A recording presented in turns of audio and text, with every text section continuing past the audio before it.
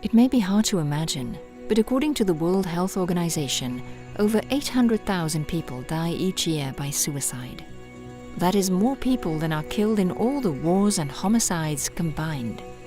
That is one death by suicide every 40 seconds, which means that in the next 10 minutes, 15 people will have killed themselves. Suicide affects every region of the world and is the third highest cause of death for people aged 15 to 44.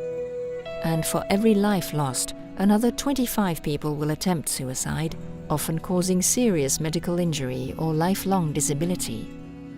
This means that each day, roughly 50,000 people try to stop their mental anguish and suffering by ending their lives. And from the very young to the very old, many millions of people think seriously about suicide for days, weeks, and even years. Thinking seriously about suicide is itself a kind of misery index, a sign that something is terribly wrong and needs attention. Most often, what needs attention and treatment is clinical depression, a medical condition that is now the leading cause of disability in the world. In America alone, there are an estimated 15 million sufferers. Most of us are touched by suicide. Some of us have lost family members, loved ones, friends, schoolmates or colleagues. None of us escapes the loss of people we admire and respect, whether they are people we know or are much-loved musicians, artists and entertainers. If you have lost someone close to you to suicide, then you already know the considerable cost, the tears and awful pain of loss.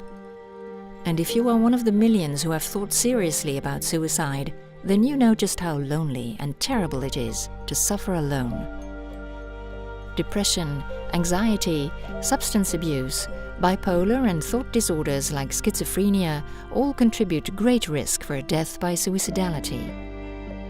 Yet most people suffering from a mental illness do not kill themselves.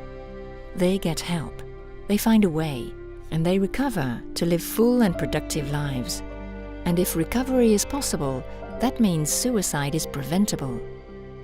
Thankfully, the world is changing. We understand mental illness, we understand suicide, and we know that treatment saves lives. Right now, our teachers don't teach us about depression and suicide, and our faith leaders often struggle to talk openly about mental health and suicide. Too often, doctors can't talk to their patients about suicide, even patients who are sitting in their offices planning how to end their lives, perhaps by overdosing on the medication being prescribed to them. The world remains dangerously ignorant about suicide, so to save lives, we must bring this subject out of the shadows. Effective treatment would save thousands of lives around the world. But we must learn to talk comfortably about suicide, and we need your help to start the conversation. Join us in this fight, a fight to save lives. Preventing suicide, it's what people do.